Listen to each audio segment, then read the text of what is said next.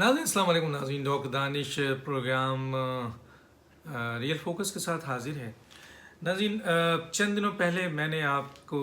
कहा था कि जी शहबाज शरीफ साहब की जो एकदम आमद हुई है जेल से, और उसके बाद सियासत में आपने देखा बड़ी तेज़ी से तब्दीली आई है। फिर आपने देखा कि जी इस्टेब्लिशमेंट और अपोजिशन के मामलात कुछ सुलझने लगे और हुकूमत और इस्टेब्लिशमेंट में इख्तलाफात बढ़ने लगे। जिस तरह आपने देखा कि जी असद उमर साहब ने भी इस बात की तस्दीक की थी और कहा था कि जनाब ये अगर नहीं काम करने दिया गया इमरान खान साहब को तो वो असम्बली तोड़ देंगे। और इस सिलसिले में इनके इस बयान के बाद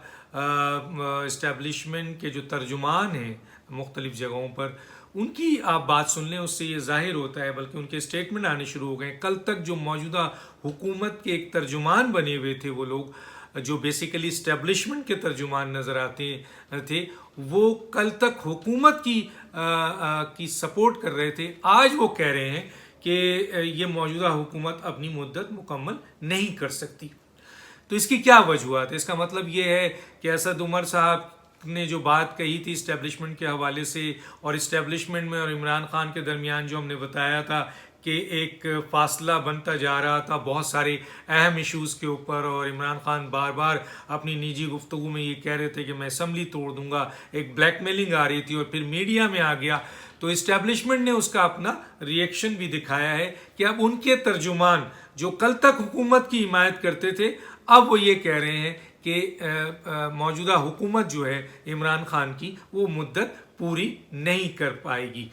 आगे चलते हैं। एक और बहुत इंपॉर्टेंट आप पॉइंट देखिए। वो शख्स जो रोज़ाना मीडिया में बैठकर हुकूमत की बेजा तारीफ करते थे और अपोजिशन को निशाना बनाते थे, और जिस किस्म की गुफ्तगू वो करते थे, उस गुफ्तगू में बहुत सारी फजूलियात होती थी और बड़े बड़े दावे होते थे और बड़ी बड़ी बातें होती थी, वो शख्स बिल्कुल खामोश नज़र आ रहे हैं। और वो शख्स हैं शेख रशीद साहब, जो आपके गेट नंबर 4 के मुलाजिम हैं। अब सवाल ये पैदा है, क्या उनको भी ये पता चल गया है कि जी जो मौजूदा पीटीआई की हुकूमत है उसकी जो है वो मुद्दत मुकम्मल नहीं कर पाएगी, और बजट के बाद कोई बड़ा फैसला आने वाला है। इसलिए आप देख लें कि शेख रशीद साहब मुकम्मल खामोश हो चुके हैं, और अब उनकी वो ताकत और वो जो निकल कर बातें करते थे, और वो जो हुकूमत की हिमायत में बात करते थे और बड़े बड़े दावे करते थे, बड़ी बड़ी बातें करते थे, मुखालिफिन को ललकारते थे, वो नज़र नहीं आ रहे हैं।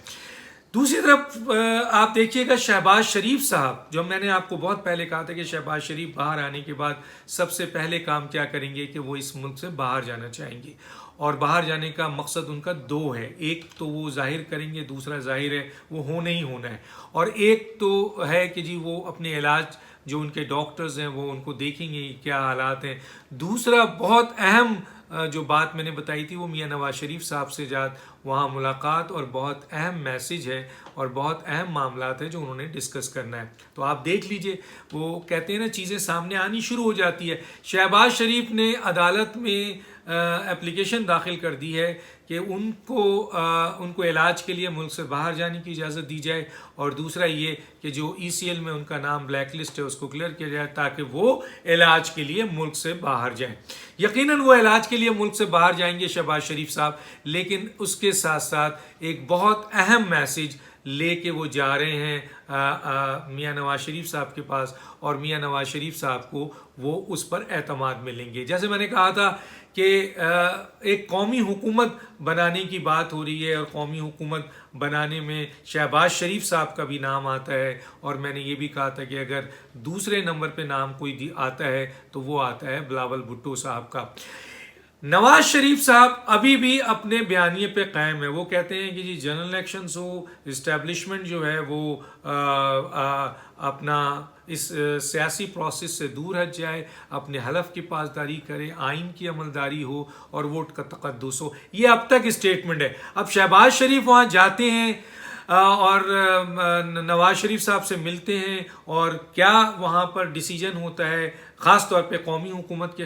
معاملے میں، خاص طور پہ اسٹیبلشمنٹ سے جو دوری ہو گئی ہے اس کو ختم کرنے میں، خاص طور پہ شہباز شریف کو ایز اے وزیر اعظم قومی حکومت کا لانے میں، یہ بہت اہم ڈسکشن ہے جو میاں نواز شریف صاحب کے بعد آگے مستقبل کا فیصلہ ہوگا۔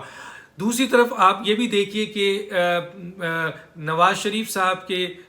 کیمپ سے بھی چیزیں سلو ہو گئی ہیں۔ مریم نواز صاحبہ جو بہت ایگریسو تھیں، شہباز شریف کے آنے کے بعد لوگوں کا خیال ہے کہ وہ ڈیفینسو ہو گئی ہیں، رک گئی ہیں، اتنا تیزی سے ایگریسو نہیں ہیں۔ تو یہ بھی بہت اہم اشارے ہوتے ہیں جس کے حوالے سے کہ کچھ نہ کچھ ایسا ہونے والا ہے۔ اچھا، تیسری بڑی اہم ڈیولپمنٹ ہے، اور وہ یہ اہم ڈیولپمنٹ ہے کہ جناب شہباز شریف صاحب جو کہ باہر آئے ہیں، تو اس وقت پی ایم ایل این کے صدر ہیں، اور ان کی غیر موجودگی میں مریم نواز صاحبہ تھی جن کی اکثر ملاقات مولانا فضل الرحمان سے ہوتی تھی، لیکن شہباز شریف کے آنے کے بعد اب تک شہباز شریف صاحب مولانا فضل الرحمان سے نہیں ملے۔ اور تعجب کی بات جو ہے، بہت زیادہ تعجب کی بات یہ ہے کہ اسلام آباد میں شہباز شریف 2 دن رہے، اور وہاں پہ جناب موجود تھے مولانا فضل الرحمان۔ وہ اپنے تنظیمی لوگوں سے بھی ملے، اپنے ایم این ایز سے بھی ملے، انہوں نے سفارتکاروں سے بھی ملاقات کی، انہوں نے مصروف دن بھی گزارا آپ کے شہباز شریف نے، لیکن انہوں نے پی ڈی ایم کے صدر سے، یعنی پی ڈی ایم کے سربراہ مولانا فضل الرحمان صاحب سے ملاقات نہیں کی۔ اس کی کیا وجوہات ہیں، کیا چیزیں ہیں؟ یہ سب چیزیں ایک دوسرے سے جڑی ہوئی ہیں۔ اب سوال یہ پیدا ہوتا ہے کہ کیا شہباز شریف صاحب یہ چاہتے ہیں کہ مولانا فضل الرحمان سے ملاقات سے پہلے وہ میاں نواز شریف صاحب سے ایک ملاقات کر لیں؟ ان کی اپلیکیشن عدالت میں لگ چکی ہے، آج عدالت ان کو اجازت دیتی ہے، کل وہ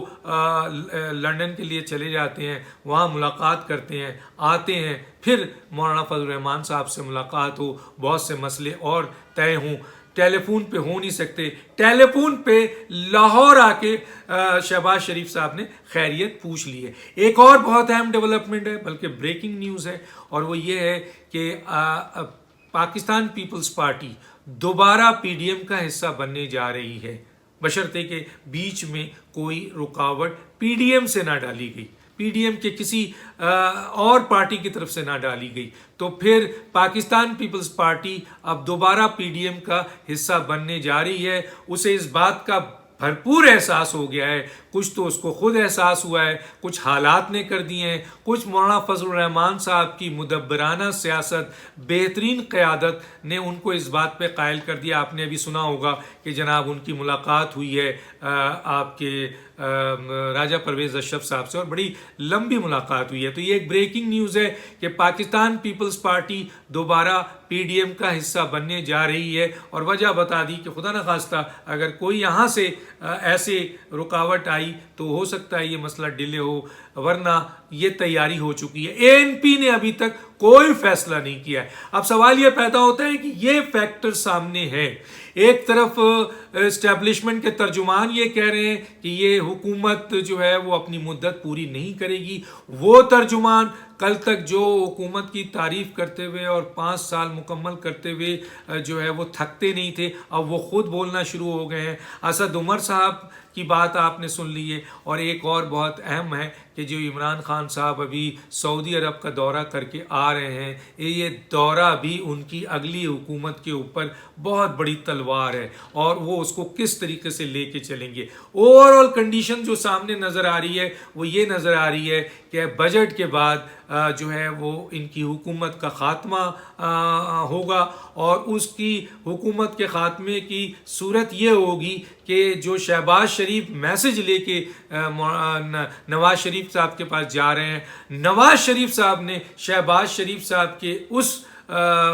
جو ان کو جو دیا گیا ہے جو آپ کے سلوشن، اس سلوشن پہ اگر نواز شریف صاحب مان لیتے ہیں تو بجٹ کے فوراً بعد موجودہ حکومت کا خاتمہ، تمام اشارے بھی یہ بتا رہے ہیں۔ اور دوسری بات یہ ہے کہ اس کے بعد ایک قومی حکومت اور قومی حکومت کے بعد آپ کے جنرل الیکشن، اور جنرل الیکشن اسی طرز پر ہوگا جس طریقے سے پی ڈی ایم کے سربراہ مولانا فضل الرحمان کہہ رہے ہیں، پی ڈی ایم کے مسلم لیگ نون اور نواز شریف صاحب کہہ رہے ہیں، اسی طرز پہ ہوگا۔ لیکن پہلا ملاقات شہباز شریف کی اور نواز شریف کی بہت اہم ہے۔ تو یہ ہے چند صورتحال، اس صورتحال کو دیکھتے ہیں شیخ رشید صاحب جیسے لوگوں کا آئندہ کیا ہوگا، کیا ان کو کوئی اور جگہ ملے گی، کیا ان کو جو 4 نمبر گیٹ کی ملازمت ہے وہ ان کی رہے گی، کیونکہ میں یہ بتا چکا ہوں کہ عوامی لیول پر ان کی جو بہت سپورٹ تھی پہلے، جس کے اوپر 4 نمبر گیٹ کی ان کو نوکری ملتی تھی، اب ان کی عوامی جو سپورٹ ہے وہ زیرو ہو چکی ہے، اور اس کی کئی وجوہات ہیں۔ اب دیکھنا یہ ہے کہ وہ اسی طریقے سے خاموش رہ کے ٹنکیاں ماریں گے یا کچھ جملے کہیں گے، یا پھر شیر بن کر سامنے آئیں گے اور اپوزیشن کو دھمکیاں دیں گے۔ یہ راستہ جو ہے وہ بجٹ تک ہے، بجٹ کا جو ہے وہ فیصلہ ہو جائے۔ اور آپ نے دیکھا ہے کہ شوکت ترین نے بھی پوری دنیا کے سامنے موجودہ حکومت کی اس حقیقت کو اوپن کر دیا ہے کہ معاشی طور پر آپ بہت تباہی کی طرف جا چکے ہیں۔ تو یہ تھی چند باتیں، دیکھتے ہیں آگے کیا ہوتا ہے، اور ایک اہم ویڈیو کے لیے آپ انتظار کیجیے گا۔ ڈاکٹر دانش کو اجازت دیجیے، اللہ حافظ۔